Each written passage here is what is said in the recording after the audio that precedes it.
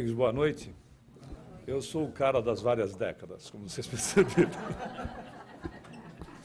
Quando eu comecei a fazer palestra, eu tinha cabelo e eles eram pretos, para você ter uma ideia. Faz algum tempo. Muito bem, nós vamos falar, claro, que esse assunto sobre prece, obviamente, nós temos verdadeiros, não são livros, são tratados a respeito. E hoje, cada vez mais, não hoje, mas cada vez mais, a própria ciência se interessa pelos aspectos produzidos pela prece no indivíduo ou pela meditação. Antes que nós entremos diretamente no assunto, nós trouxemos o último livro lançado, que é O Mago. Esta obra também é psicografada e ela trata de um indivíduo cuja condição de magnetismo é muito intensificada e ele se utiliza desse processo, ou seja, do seu magnetismo, para induzir pessoas que estejam no mesmo nível vibratório dele, principalmente moças que possuem riqueza, para, evidentemente, tomar de forma ilícita a riqueza utilizando desse processo. Que ele vai se aperfeiçoando à medida que ele vai tomando conhecimento e unindo aos espíritos desencarnados que fazem parceria com ele nos interesses para o prejuízo. Nós sabemos que o magnetismo ele é dosado, né? Se nós colocamos maior intensidade, nós utilizamos a mesma ferramenta para prejudicar. Ou, na intensidade adequada, nós auxiliamos as pessoas. Na realidade, ele se utilizava disso e foi percebendo que, com a técnica que ele vai se desenvolvendo, ele conseguia obter mais sucesso. É um livro muito interessante e o início da história está 150 anos antes do Espiritismo. Sabemos que a data, o marco da doutrina, é 18 de abril de 1857, com o lançamento do Livro dos Espíritos. A história tem o começo em 1706, em pleno reinado do Rei Sol, do Luís XIV.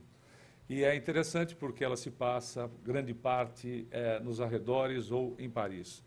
E fala a respeito de como ele agia naquela época. Muito bem.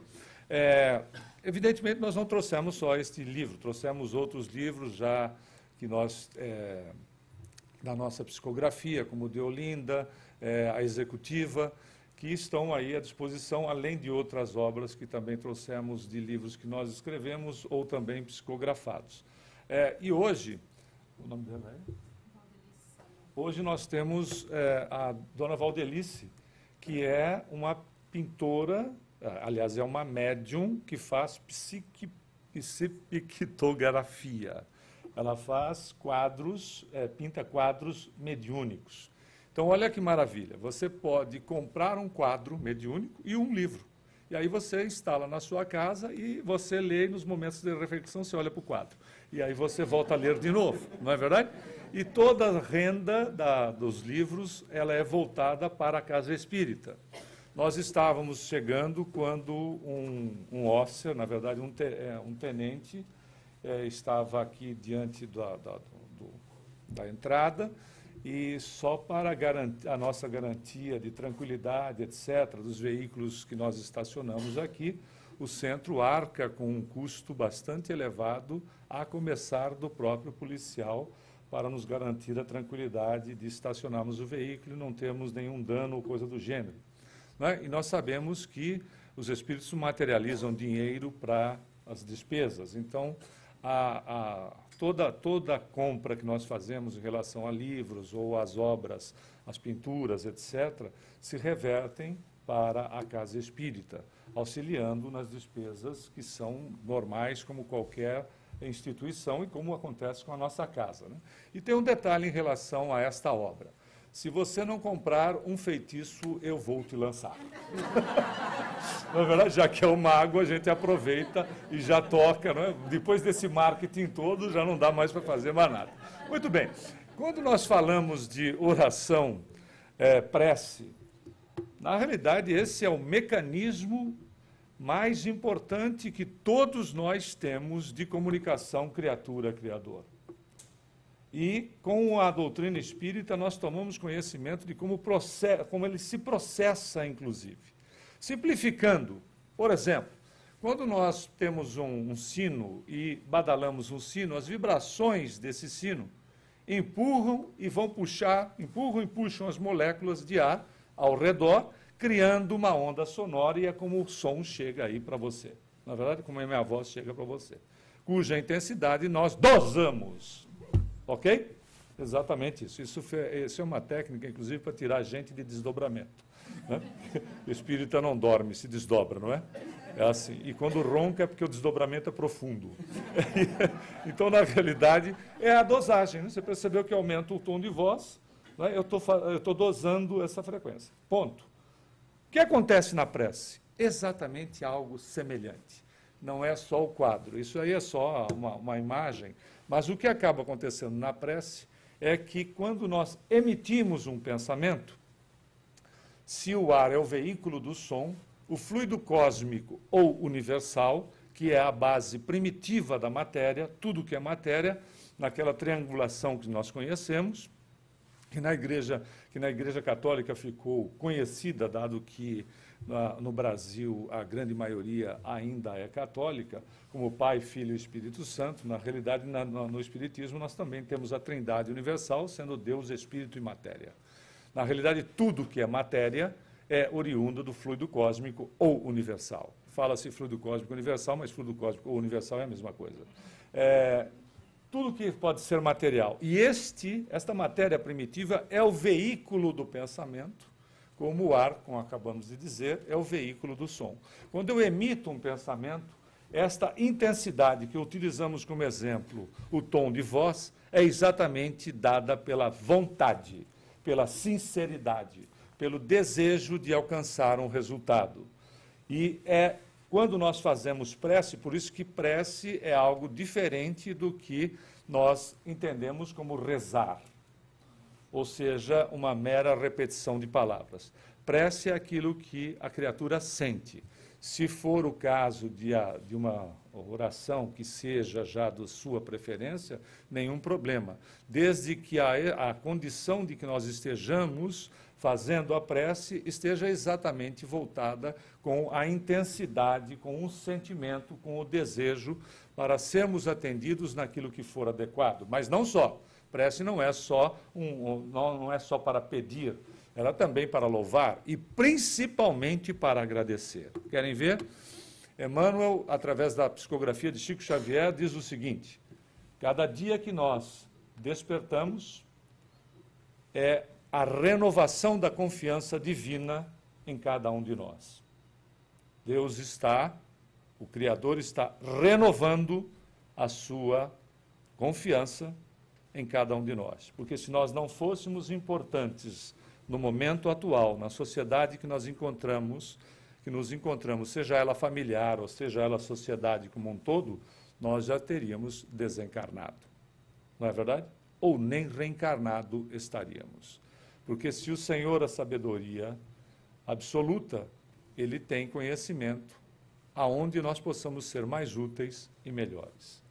Então, na família que nós estamos, por exemplo, nós somos úteis para eles, como eles são úteis para nós. É um processo de aprendizagem por grupo, por isso que nós reencarnamos em sociedade, para que através do processo de relação nós possamos ir lapidando as condições que são necessárias, né, melhorando, estimulando qualidades e minimizando ou eliminando tendências, ou melhor, substituindo tendências, que é exatamente por conta disso. Então, a prece passa a ser esse mecanismo também de agradecimento, né? Não é só um pedir, mas é agradecer, é louvar, etc. E ela, em qualquer momento, ela pode ser utilizada, né?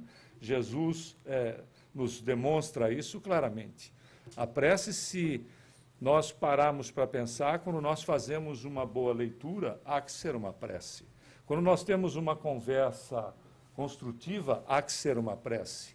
Quando nós assistimos uma peça ou um filme que traga situações positivas para nós como espíritos, há que ser uma prece. Quando estamos felizes, também há que ser uma prece. Quando admiramos a beleza, há que ser uma prece. Porque é uma ligação criatura-criador e nós não estamos isentos do Criador. Nós não estamos alijados do Criador. André Luiz, no livro Evolução em Dois Mundos, faz uma comparação simples para o nosso entendimento. Ele faz uma comparação em relação ao peixe. O peixe vive no mar, né, vive sustentado, mantido no fluido e, no entanto, não tem consciência, mas ele vive completamente sustentado no ambiente onde ele se encontra. Da mesma maneira, nós, em relação à divindade. Né? Tendo ou não consciência, nós somos sustentados por Deus. Por isso que Paulo vai dizer, na primeira epístola aos Coríntios, que nós vivemos e nos movemos nele. E André Luiz também, em Evolução em Dois Mundos, vai dizer que nós vivemos no hausto do Criador. Ou seja, nós vivemos no hálito, na respiração do Criador. Que é fantástico entender. Né? Nós nunca nos alijamos de Deus, nós nunca nos alijamos do Cristo, nós nunca nos separamos dele, né? Tendo ou não consciência. Né? Nós não estamos distantes em momento algum, nós sempre estamos inseridos. Partimos dele e somos da genética dele. Por isso Jesus vai nos dizer, vós sois deuses. Pela condição genética divina que temos, os potenciais divinos que cada um tem em si mesmo. E vale a pena destacar os processos positivos da evolução da criatura. Por quê? É mais fácil, por vezes, olhar aspectos que ainda precisam ser trabalhados e, na realidade, na Universidade de Harvard, há cerca de 4 anos atrás, publicou uma pesquisa, e para endossar uma pesquisa, para Harvard endossar uma pesquisa, nós sabemos dos investimentos que existem. Né? Um deles, mais recentemente, foi apresentado de um grupo de pesquisadores de Harvard que acompanha um grupo de garotos naquele período, de Boston, 724 americanos, desde quando eles eram garotos, há 75 anos atrás, dos quais vários pesquisadores já desencarnaram e foram sendo substituídos, e daqueles que ficaram, dos 724 americanos que sobraram, são todos longevos, de 80 e poucos anos, 90 anos. Veja que é uma instituição que tem uma seriedade e um investimento absurdo para manter uma pesquisa durante 75 anos. Se você quiser saber o resultado dessa pesquisa, é fácil, basta entrar na internet, no TED, que tem um dos cientistas fazendo a apresentação dela. Mas, em síntese, é o seguinte: aqueles que viveram e tiveram sucesso na vida não necessariamente foram os indivíduos que, por exemplo, se enriqueceram ou coisa do gênero, a questão da longevidade que eles estavam pesquisando, mas sim as criaturas que são apenas felizes. Felizes no relacionamento que têm, felizes no relacionamento com a sociedade, felizes no relacionamento com as criaturas com as quais eles convivem, direta ou indiretamente. Só isso, mais nada. Veja que esta é uma condição do espírito. Mas, voltando a Harvard, eles fizeram uma pesquisa dizendo que, apesar de todas as notícias relativas à violência, a situações que nós assistimos, o mundo nunca foi tão pacífico quanto nos últimos, como 4 anos atrás, 64 anos. Nunca foi tão pacífico. Nós poderíamos estender isso para 70 anos. Nós nunca tivemos tanta paz no planeta. O que acontece é que nós somos mais informados. E nós somos informados de grupelhos que destoam da coletividade. Mais de 7 bilhões, mas vamos arredondar para 7 bilhões, a ONU apresentou um estudo também, né, com a chancela da ONU, dizendo que desses 7 bilhões, 1% das criaturas, desses 7 bilhões, tem consciência do mal que fazem. Porque a grande maioria não tem, que pode estar inserido em alguma coisa que prejudique a si mesmo ou ao semelhante, não tem consciência do que faz. Por isso que Jesus vai dizer a Pedro, o homem é mais frágil do que mal. A fragilidade do ser está no desconhecimento dele mesmo. Veja que significa dizer, então, que a nossa evolução, ela é significativa. Não é verdade? Ela é significativa. E é isso que nós temos que valorizar. Esse é dos aspectos de agradecimento em relação às nossas preces. Saímos do primitivismo, estamos na condição de espíritos em expiação e provas, entrando para a regeneração, numa condição onde a grande maioria está interessada em progredir, cuidar dos seus afazeres, das suas famílias, etc. Querem ver como é uma notícia, mas a notícia que tira da rotina as criaturas, porque a grande maioria está trabalhando, está fazendo, não é, algo de útil. Mas é a mesma coisa que, de repente, nós saíssemos aqui e você fica sabendo que esse expositor que está fazendo a palestra foi mordido por um cão na porta do centro. Isso é notícia? Não. Imagina se você ficar sabendo que o expositor mordeu o cão na porta do centro. Isso é notícia. Na verdade, sai do lugar comum, não é? Porque a grande maioria é mordida pelo cão. Então, saindo do lugar comum. Então, veja as conquistas que nós temos como espíritos, a questão da valorização em relação a isso. Então, a prece, ela deixa de ser só um veículo, como dissemos, de pedir, de louvar e muito mais para agradecer, principalmente em relação a esta posição que nós nos encontramos na sociedade no momento atual. Mas muitas pessoas alegam o seguinte: Deus conhece tudo, é desnecessário orar. As leis universais não são alteradas. De fato, não são. Mas o ponto principal é: nós conhecemos as leis? Nós conhecemos a profundidade dessas leis? Existem mecanismos dentro dessas leis que elas não são para o planeta Terra apenas. Elas têm que... elas têm que engasgou a coisa aqui. Elas têm que ser... Elas são perfeitas para todas as dimensões do universo. Segundo os nossos irmãos físicos, já se coloca 11 dimensões desse universo que nós não conhecemos. André Luiz, na obra O Nosso Lar, vai nos apresentar a Terra com 7 dimensões. Se você quiser os desenhos, inclusive, dessas dimensões, Egorina Cunha, no processo de desdobramento, Egorina foi já desencarnada, era sobrinha de Eurípides Bassanufo. Em desdobramento consciente, ela visita nosso lar. Aí ela vai até o Chico e confere com o Chico os detalhes todos que ela tem a possibilidade de ver desdobrada. E o Chico vai confirmando aquilo que ela havia visto, e ela faz desenhos que serviram, inclusive, para o filme Nosso Lar, foram baseados nos desenhos da Egorina, que são desenhos, como ela não é desenhista, são desenhos primários.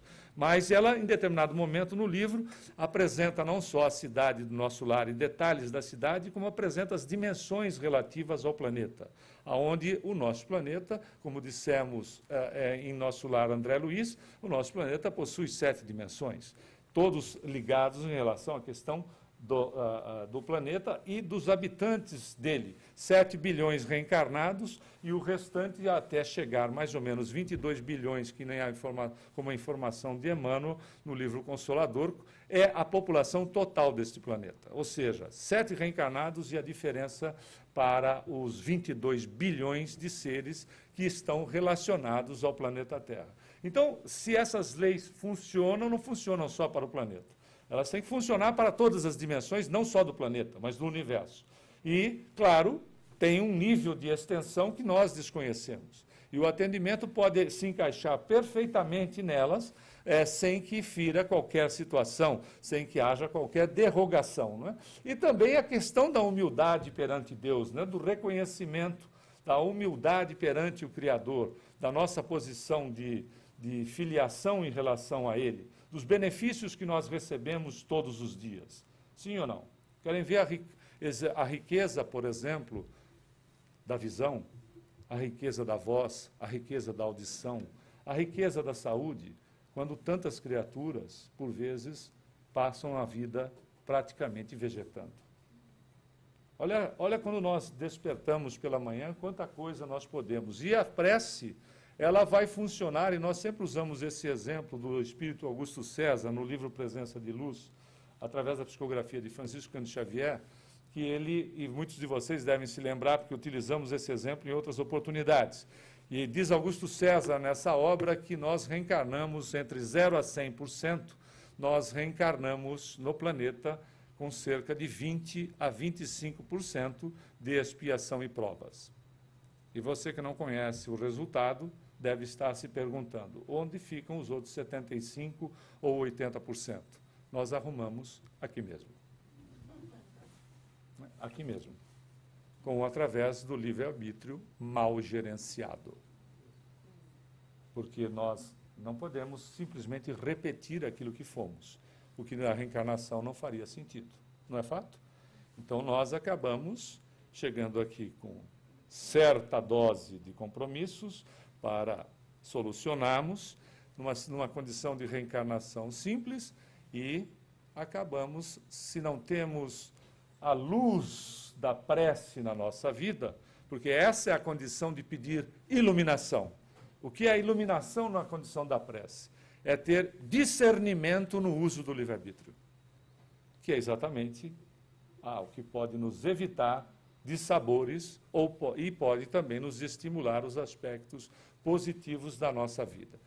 E quando a prece não é atendida? Esse é outro aspecto. Eu faço prece e não sou atendido. Não, todas as preces são atendidas sem exceção. A prece que não é atendida, ela está sendo atendida. O que não existe é maturidade naquele que pede. Porque, por vezes, nós nos colocamos diante da divindade como a criança na prateleira de brinquedos. Ela quer tudo e, ao mesmo tempo, não vai brincar com nada. O Criador, se nós temos bom senso, por exemplo, se a criança nos pede algo que possa ser um instrumento que vá feri-la ou ferir os seus amiguinhos, as suas amiguinhas, o adulto tem o bom senso, não precisa necessariamente que seja filho, sobrinho, coisa do gênero, tem o bom senso em não atender, não é verdade? Porque há uma medida preventiva. Ora, se nós temos o bom senso em relação à criança, nós não podemos acreditar que Deus não tenha bom senso em relação àquilo que nós estamos pedindo, não é verdade? Então, de uma certa maneira, quando nós fazemos uma solicitação, todas as solicitações estão sendo atendidas, dentro da possibilidade e da maturidade do indivíduo em gerenciar determinado aspecto que ele está pedindo. Por exemplo, é muito comum se pedir, né, as pessoas dizem assim, eu queria mesmo era ganhar acumulado, não basta ganhar, acumulado no Powerball, né, mas já não basta ganhar. E evidentemente que, uma vez jogando, né, essa possibilidade pode existir, cerca de uma em 1 milhão. E acumulado, então, é 1 para 10 milhões. O fato é que o Senhor não nos atende, né, para nós, às vezes, não ganharmos acumulado. Por quê? Porque nós, depois que nós nos tornamos espíritas, aqueles que não vieram de berço espírita, ele vai querer fazer tanta caridade, que ele vai desencarnar cedo, estressado. Então ele já não ganha, não precisa fazer tanto, só faz com aquilo que pode. Olha que maravilha, né? Olha o bom senso, não é verdade? Porque a gente quer assim, não, se eu ganhar, eu compro a sede do centro, eu construo um orfanato, eu faço isso, eu faço aquilo, eu vou para os países mais pobres e resolvo a vida de todo mundo. Olha o estresse que você vai ter e você vai desencarnar muito mais cedo, mas o Senhor te quer aqui para o processo evolutivo. Então você não ganha e vai fazendo a caridade só dentro daquilo. Você compra um quadro mediúnico, você compra um livro, olha, já é um bom começo, não é verdade?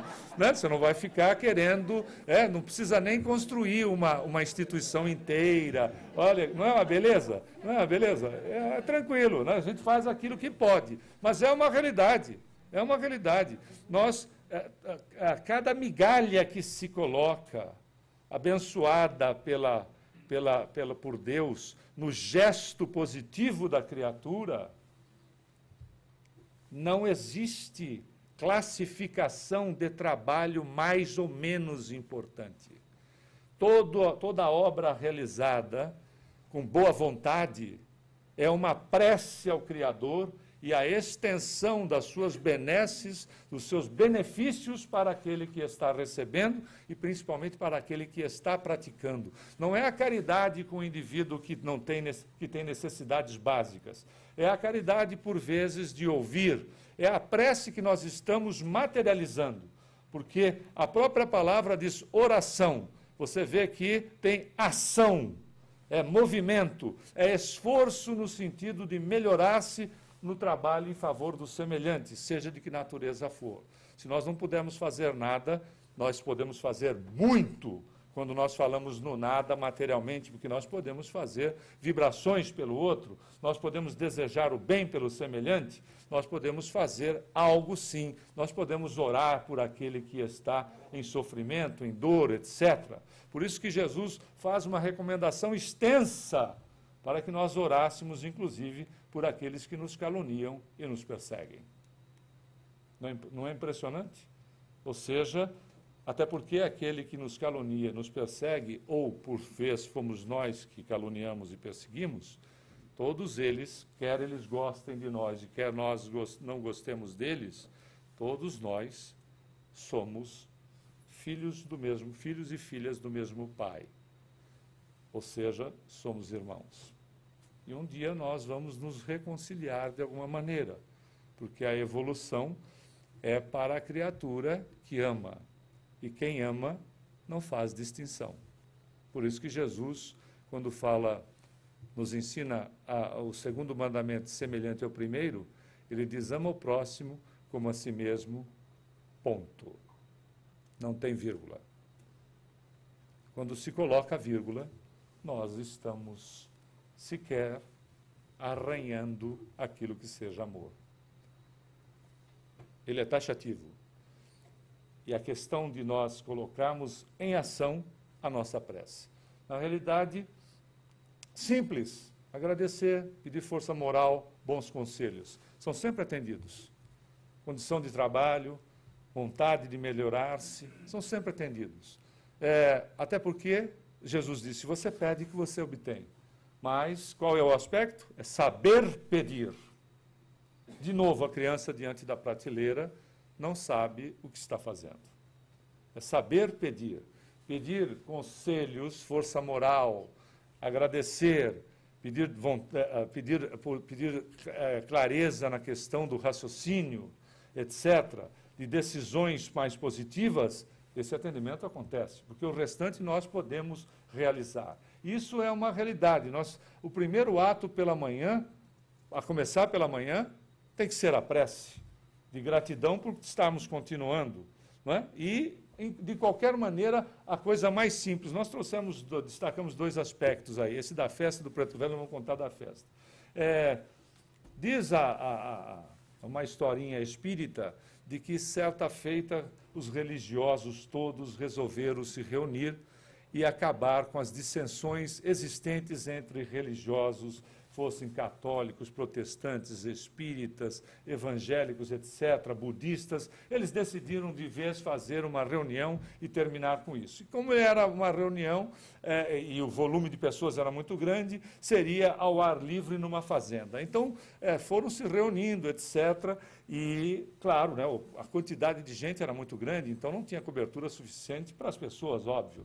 E, de repente, quando começou a reunião, o tempo fechou e começou uma garoinha fina. Aí o pessoal um olhou para a cara do outro e disse assim, bom, vamos fazer o seguinte, né?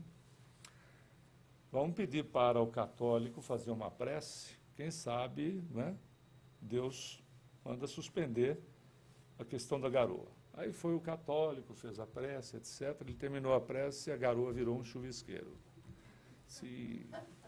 Então, vão apelar para o budista. Foram lá para o budista, que também fez uma prece, etc. O chuvisqueiro ficou mais grosso.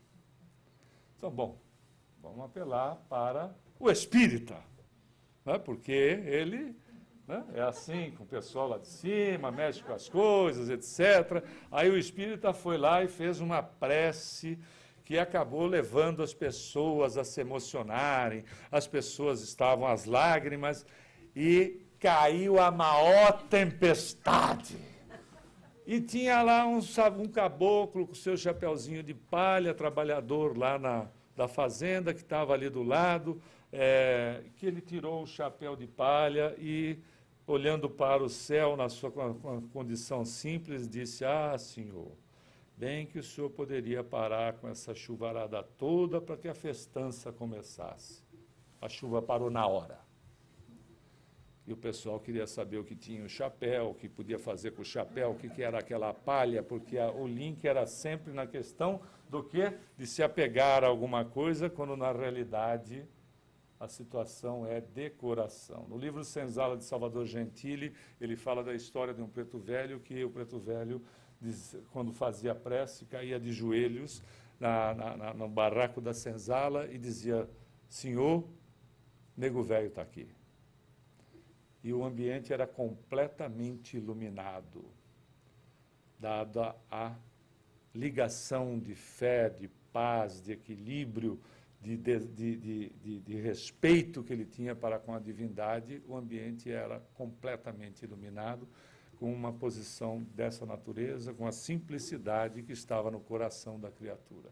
E essa simplicidade, Jesus vai falar a respeito do fariseu e publicano, que o fariseu sobe ao templo e fica se justificando em relação ao Criador, dizendo das qualidades dele, qualidades estas distorcidas, que ele dava o dízimo de tudo que tinha, que ele não era adúltero como os outros homens, que ele era uma criatura positiva, estamos resumindo, enquanto que o publicano, humildemente, batia no peito de cabeça baixa, pedia perdão para Deus, porque ele sabia que era um pecador, ou seja, ele sabia que era uma criatura frágil, ele sabia que, por vezes, diante do problema, ele não tinha conhecimento suficiente de si mesmo e automaticamente era governado pelas sensações, pelas situações que são, de repente, surgem na nossa frente. As sensações o dominavam. Então, ele fazia para a divindade, pedia para a divindade que a divindade o perdoasse. Isso no simbolismo que Jesus coloca há mais de 2000 anos, porque ele sabia-se um indivíduo fragilizado. Ele sabia-se um indivíduo que, por vezes, como nós, não temos o conhecimento pleno de nós mesmos, por nos desconhecermos, não temos gerenciamento pleno de nossas atitudes. Obviamente, nós não conseguimos, nós, por vezes, vamos viver ao sabor das emoções. E é exatamente esse o desafio de todos nós. Até porque Kardec, no Evangelho segundo o Espiritismo, diz que o verdadeiro espírita é reconhecido pelo esforço que faz para dominar as suas más inclinações. Então, o indivíduo, nós não somos criaturas prontas, nós somos espíritos que estamos em processo de evolução. É por isso que Gandhi vai dizer, não é? O Mahatma Gandhi diz a respeito da prece que orar não é pedir, orar é a respiração da alma. Veja que é uma automação de ligação de criatura a criador, sem qualquer intermediário, sem qualquer situação, não é, de petitório, é vivenciar a realidade da prece na atitude do dia a dia. Não é? E Jesus vai dizer: vigia e ora para que não caias em tentação.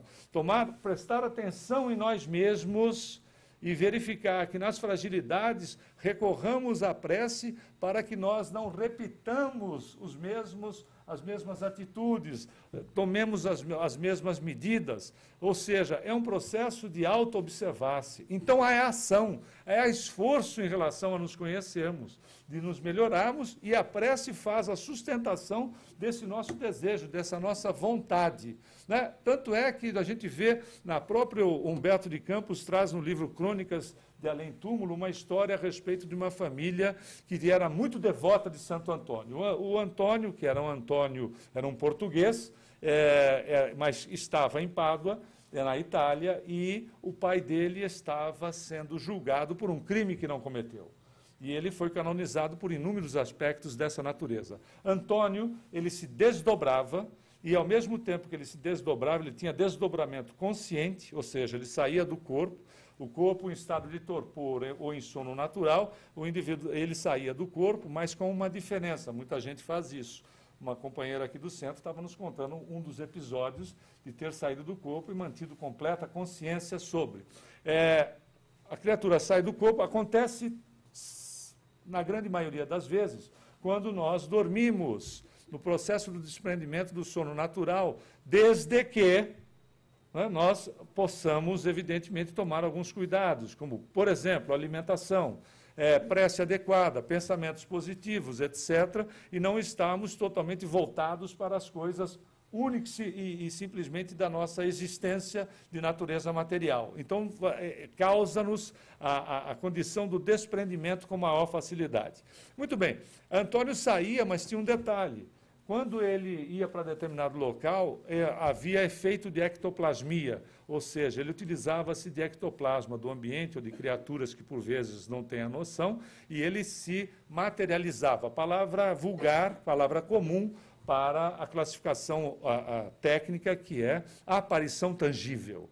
A materialização, ou seja, se um espírito se materializa, ou seja, uma aparição tangível, todo mundo vê, depende do nível da ectoplasmia, do efeito ectoplásmico, cedido pelo médico e pelos participantes, é possível tocar no espírito e, por vezes, dependendo do nível dessa materialização, é possível sentir no indivíduo até situações de calosidade na mão quando ele estava reencarnado ainda. Muito bem, Antônio fazia esse processo. E quando ele estava dormindo em Pádua, o seu pai estava sendo julgado na Espanha por um crime que não cometera. Antônio se materializou no tribunal junto com o jovem que fora assassinado.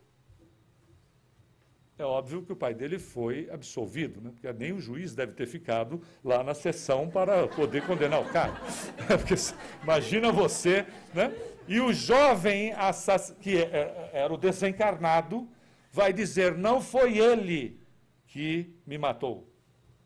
E aí, obviamente, né, diante de quadros dessa natureza, as pessoas, além desse quadro, o canonizaram. Também canonizaram aquele nosso brasileiro, que era de Pindamonhangaba. O nome dele é... Não, Eurípides não. Eurípides é espírita. Ele não vai ser canonizado nunca. O nome dele, ele era de Pindamonhangaba. Eles tinham o mesmo tipo de desdobramento. Ele saía do corpo, no processo do sono natural, e ia auxiliar pessoas em outras cidades. No mesmo tipo de efeito. E essa família era muito devota de Santo Antônio. Lembra que as moças eram também devotas de Antônio, não é verdade? Elas pegavam ele, enfiavam ele no açúcar de cabeça para baixo e diziam para ele, olha, miserável, se você não me arrumar um príncipe encantado, você não vai sair daí. O Antônio não tinha nada a ver com isso, ele ia ter que arrumar um príncipe para poder sair daquela roubada. Bom, aí... No Nordeste, não só no Nordeste, acontecia em um monte de lugar. Enfiava ele no arroz, né? A imagem dele no arroz, precisava desencalhar a figura, e aí botava o Antônio na parada. Bom, a família era devota de Antônio, senão a gente não termina essa história nunca. Aí mas vivia numa miséria absoluta. Numa miséria absoluta, conta Humberto de Campos através da psicografia de Chico. Vivia em Farrá por um casebre, era o casal, né, com mais um jovem forte, mas que vivia... largado num pedaço de cama, e 2, 3 crianças também miseráveis. A única coisa que eles tinham num curral, inclusive mal cuidado, era uma vaca, da onde eles obtinham o leite, parte consumiam, parte eles conseguiam comercializar, fazendo trocas com algum outro produto. Mas tudo que eles faziam na vida, em qualquer momento, às vezes era pão e água, eles louvavam o Antônio. Eles diziam o tempo todo, louvado seja Santo Antônio. Para qualquer coisa, né? Tirava um pouco mais de leite, louvado seja Santo Antônio. E aí um espírito amigo, né? Apenas amigo, mas sem muito conhecimento, vendo aquela situação pobre, miserável, né? E aquelas criaturas tão devotas ao Antônio, ele toma uma decisão. Iria procurar Antônio, e dizer para o espírito que uma hora que tivesse alguma visita naquela região do planeta, que fosse até aquela residência, dada a miséria que aquelas criaturas viviam, mas eram de uma devoção impressionante. Antônio precisava, de repente, fazer alguma coisa por eles. E o Antônio disse, olha, assim que eu for visitar, porque esse pessoal é muito ocupado, né? Assim que claro, você acha que mentor fica do seu lado, que nem mordomo? Então tá. Às vezes a gente acha até isso, né? Que, por exemplo, vai pintar ou vai psicografar, que o mentor fica lá esperando a hora que a gente quer. Quem me dera. Aí, quem dera fosse. Aí o ponto é que o Antônio, lá, diante dos seus compromissos, certa feita, apareceu lá. E o pessoal estava lá louvando o santo no momento que ele apareceu, e aquela entidade amiga foi agradecê-lo, disse, olha a situação, o senhor pode ver como é que a situação está, e o único recurso é aquela vaca que está no curral, e ele deu aquela olhada, aquela condição miserável, né? O rapaz largado lá, como sempre, largado numa cama, não era enfermo, mas enfim, ficava lá quase que o dia todo, o homem sentado na porta, no degrau da porta, fazendo o cigarro de palha, e aí o Antônio olhou tudo aquilo e disse, vamos até o curral. Aí ele disse assim, pega a vaca. E sabe como é que é espírito, né? Deu um passe na vaca, disse assim, tira a vaca do curral. Aí a vaca foi saindo, disse, vamos subir aquela elevação. Aí foi subindo a elevação, quando chegou na elevação, era um precipício, disse assim, joga a vaca para baixo. Disse, mas Antônio, aí é que a vaca vai para o brejo, não é verdade? Só tem esse recurso, a gente vai jogar a vaca para baixo? Você bota a vaca para baixo. Bom, manda quem pode, obedece quem tem juízo, vaca para baixo. Ele disse, agora você vai vir comigo, me acompanhe. Daqui a 1 ano você volta. Tem uns pedidos que você está fazendo o pedido para mentor, não é? Então, eu disse, mas Antônio, a gente já jogou a vaca para baixo. E você está pedindo para sair, deixar o pessoal e voltar daqui a 1 ano. Isso é exatamente isso. Daqui a 1 ano você volta. E ele foi-se embora com o santo, né? O santo assim canonizado pela Igreja Católica. Passado 1 ano de ansiedade, né? Imagina a responsabilidade, a ansiedade toda, se agora você pode voltar para visitar a família. Quando ele volta, a surpresa era geral. Eles não tinham uma vaca, mas o terreno que vivia abandonado estava plantado, eles já tinham algumas galinhas, as crianças, o rapaz e o pai e o filho cuidavam das coisas, a casa não era mais aquele casebre caindo aos pedaços, porque havia sido reconstruído, as crianças tinham roupas modestas, mas já estavam com roupas e não com farrapos, a senhora já podia preparar uma refeição mais adequada. Por isso que quando a dificuldade lhe bata na porta, pense que é todo um processo, por vezes, de apenas um sinal, né? Apenas o começo das mudanças. E é tão interessante verificar essa questão da prece, que nós começamos a falar a respeito do que a ciência já vê sobre a condição de prece ou meditação. Eles já fizeram, né, por ressonância magnética, puderam ver que, durante a prece, quando você faz a prece, o lobo frontal, né, que fica aqui, antes e durante a prece, o que acontece a ele? Ela é a área relacionada à atenção. Ele fica muito mais ativo, você pode ver que ele está muito mais ativo, e isso dá exatamente, e o parietal, que está aqui, não é? Nesta parte, você percebe que ele diminui, ele fica menos ativo, diminui a noção de tempo e espaço. Por isso que, e esses efeitos também são relativos à meditação. Por isso, quando você faz uma prece, está extremamente concentrado, você tem a sensação de que não está no ambiente, não é isso? Porque, de fato, a relação nós entramos numa outra dimensão. Nós entramos numa outra dimensão com possibilidades, inclusive, de contato, por vezes, com essa dimensão, de aparecer em determinados momentos imagens que nós relegamos à imaginação, quando, na verdade, você adentrou na outra dimensão e está, de fato, vendo. Algumas pessoas, dentro da casa espírita, quando no momento da prece ou de vibração, relatam não verem as paredes, por exemplo, que se expandem, e, por vezes, são jardins ao redor, ou várias criaturas que estão, várias entidades que estão no meio das pessoas, conosco, trabalhando, fazendo prece ou trabalhando na vibração. Na realidade, nós entramos na outra dimensão, mas dado que o processo é muito sutil, como a clarividência é muito sutil, nós temos a sensação de imaginarmos a coisa. Achamos que imaginamos, quando de fato, bem concentrados, adentramos na dimensão paralela à nossa, com a possibilidade de ver, de sentir e, por vezes, até registrar determinados odores de perfumes, de flores e coisa do gênero. Com quem já aconteceu isto aqui? Várias pessoas. Percebe? Porque você, de fato, na concentração que acontece não é um processo apenas físico. O que ocorre em relação às dimensões da consciência? Veja quando nós fazemos uma prece, o que acontece conosco. O que, de fato, quando nós pretendemos e fazemos de maneira adequada. Nós sabemos que nós temos o consciente da vida atual.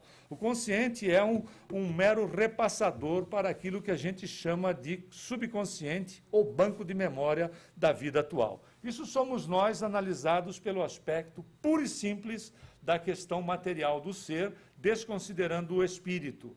Porém, quando nós vamos a estudar a questão do espírito, nós não somos só isso, nós também temos também o subconsciente profundo, que é a memória das encarnações passadas ou do hiato que nós passamos no plano espiritual, que infelizmente, apesar da média ser em torno de 50 anos, quando se faz TVP ou TRVP, não por curiosidade, porque TRVP é terapia, e terapia é tratamento, e tratamento faz quem está doente, e não é para curioso. Por isso que os curiosos sempre são reis, rainhas, duques, duquesas, barões, baronesas ou gladiadores famosos, não é verdade?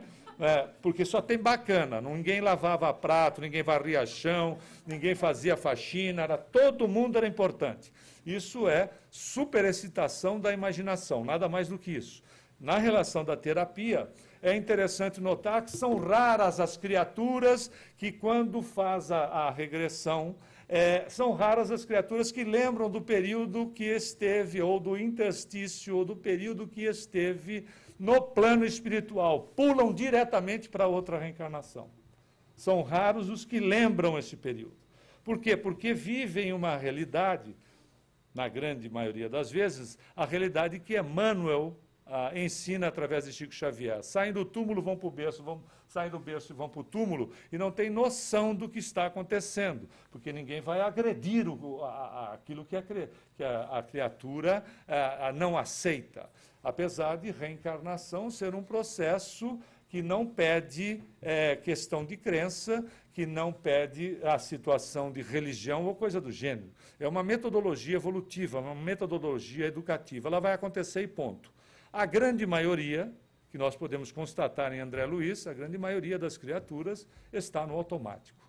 Reencarna e desencarna num processo ainda automatizante, sem ter noção do que está acontecendo. Agora, claro, vai evoluir um pouco? Claro que evolui, mas ele é extremamente sutil, esse processo da evolução.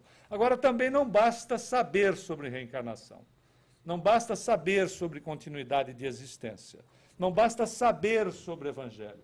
É necessário aplicar a metodologia em nós mesmos, aproveitando a oportunidade. É diferente.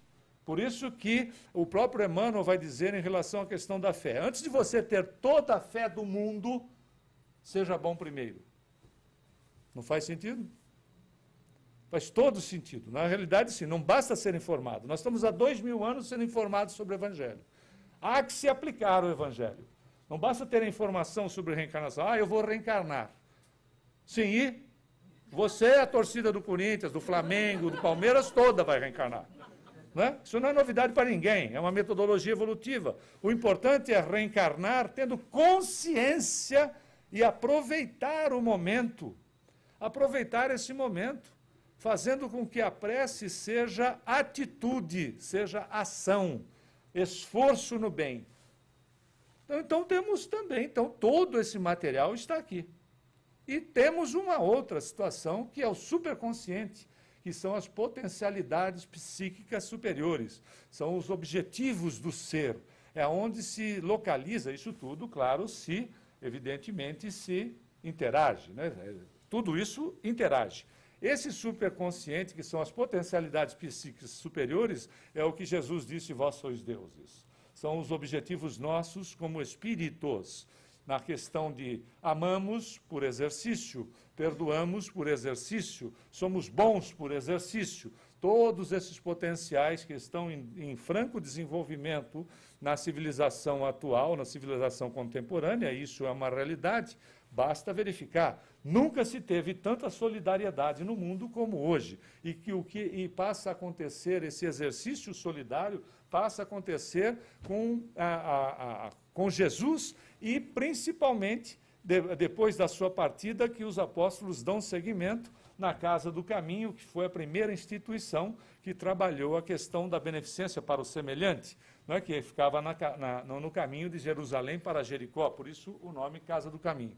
Se isso tudo se interage, significa dizer que quando eu faço a prece, ela vai fazer o quê nesse processo, tanto do subconsciente da memória atual, como do subconsciente profundo? Ela vai fazer um processo de oxigenação aqui.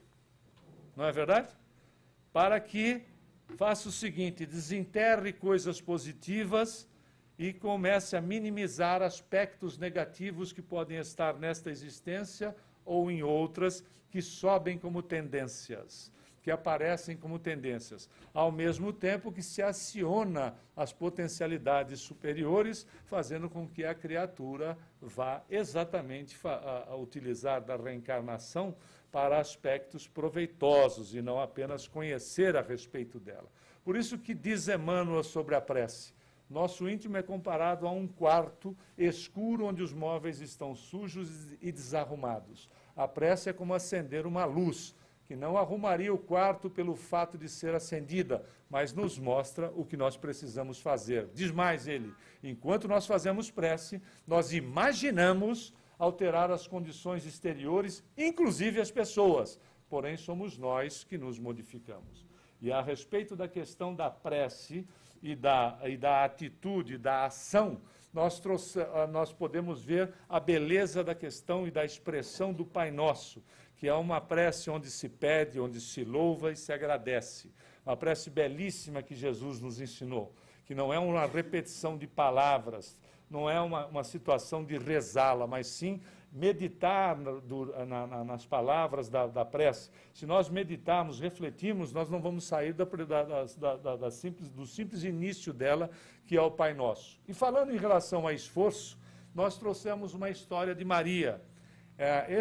Muita gente já deve conhecer, esse é o retrato de Maria, que em 1984 o Emmanuel ditou através de Chico Xavier, para o fotógrafo e desenhista Vicente Dávila, de São Paulo.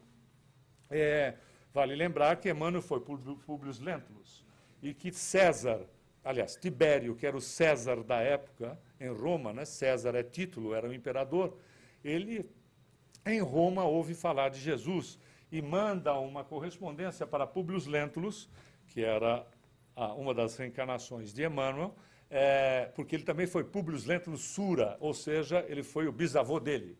O Públio Lentulus foi bisneto do Públio Lentulus Sura, porque o indivíduo tinha o sobrenome daquilo que a família era bem-sucedida. Lentulus não é porque ele era devagar, é porque a família enriqueceu com lentilha. Né? Então, por isso, Públio Lentulus.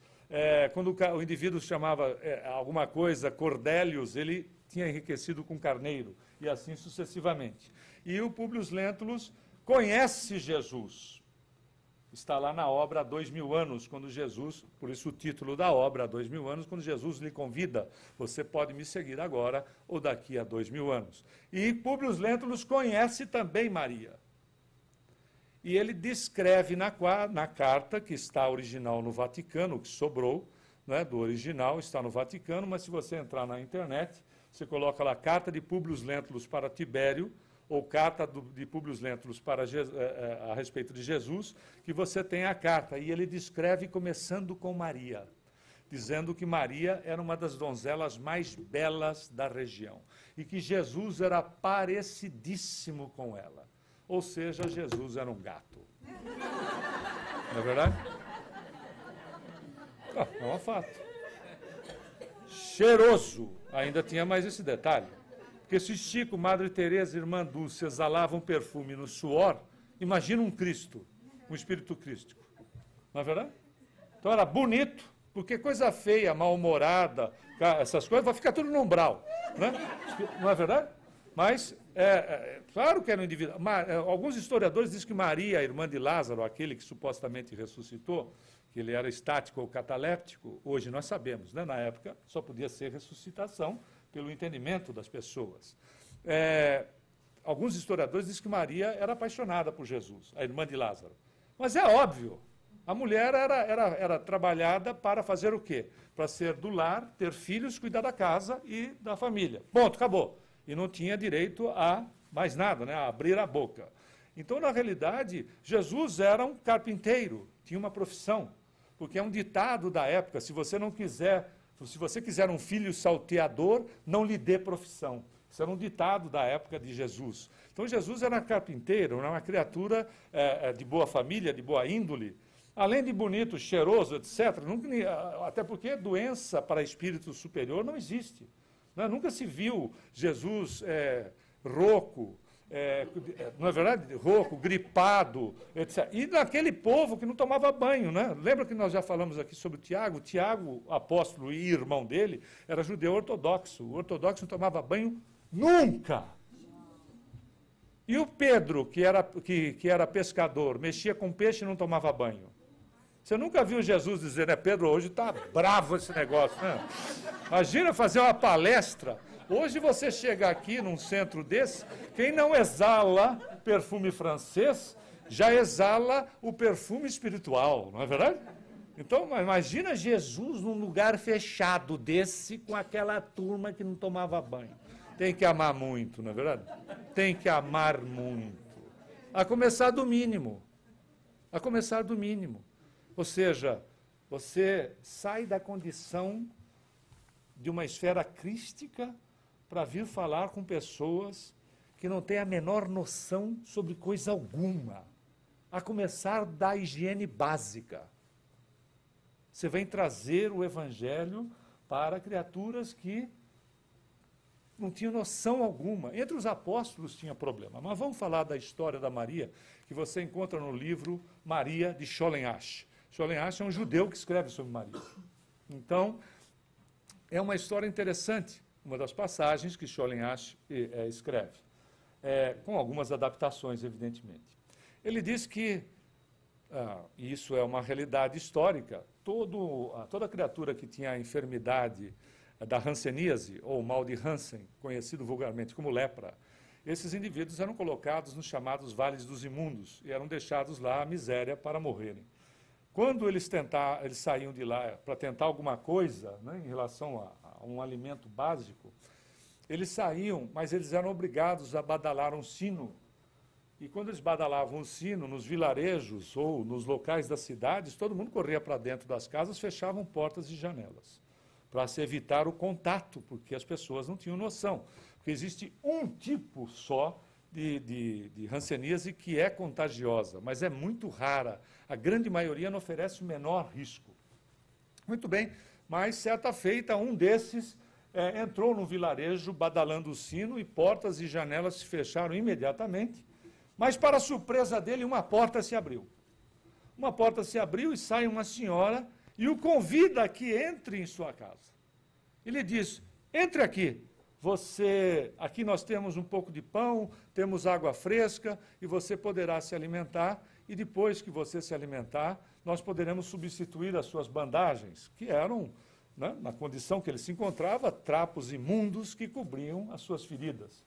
E ele se impressiona, e claro, né, muito impressionado, ela insiste novamente em atendê-lo, até que ele, muito sem jeito, vai entrando e depois de saciar um pouco a sua fome, a sua sede, ele se dirige a ela e diz, senhora, eu só conheci uma pessoa até hoje que tem um coração tão generoso e tão bondoso quanto o seu. Ele disse, não diga quem você conheceu, meu filho. Ele disse, eu conheci Jesus. E ela disse, eu sou Maria, a sua mãe. Ele disse, bem que a senhora poderia, só a senhora tendo um relacionamento dessa natureza, para ter o coração que a senhora tem. E ela, virando-se para ele, disse, mas meu filho, Jesus não te curou? Ele disse assim, bem que ele tentou, senhora, bem que ele tentou. Mas, quando eu o conheci, ele estava sob uma elevação e ele falava sobre as bem-aventuranças. E ele dizia que bem-aventurados eram os aflitos, porque seriam consolados. E ele foi dizendo a respeito da condição das criaturas que seriam atendidas. E eu, que fora um homem muito rico, muito poderoso, quando a doença me assaltou, eu fui colocado na rua, expulso das minhas propriedades, pelos meus filhos, pela minha esposa, pelos meus parentes e pelos meus amigos. Eu fui colocado à miséria extrema. E eu saí e jurei que eu me vingaria de cada um deles. Demorasse o tempo que fosse, eu me vingaria de todos eles. E eu fui ouvindo Jesus, e quando ele terminou os seus ensinos, os seus ensinamentos, ele desceu daquela elevação e veio exatamente na minha direção. E parou na minha frente, e olhando nos meus olhos, me perguntou: o que você quer que eu faça por você? E eu lhe disse com sinceridade: nada, Senhor. Eu não preciso que o Senhor me faça nada, porque na realidade o Senhor não precisa me curar o corpo, porque o Senhor acaba de curar o meu coração. Então, diante da prece, quando nós nos dirigimos a Jesus, pense no seu pedido. Se você quer que Ele cure o seu corpo ou cure o seu coração. Muita paz.